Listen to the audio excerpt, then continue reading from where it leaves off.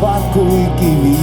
Nad ei samaldu, kui sind kohtasin mu peas, lendas välja minu käte vahel lõpuks põlesid sa ja portselani mu sisse haavad.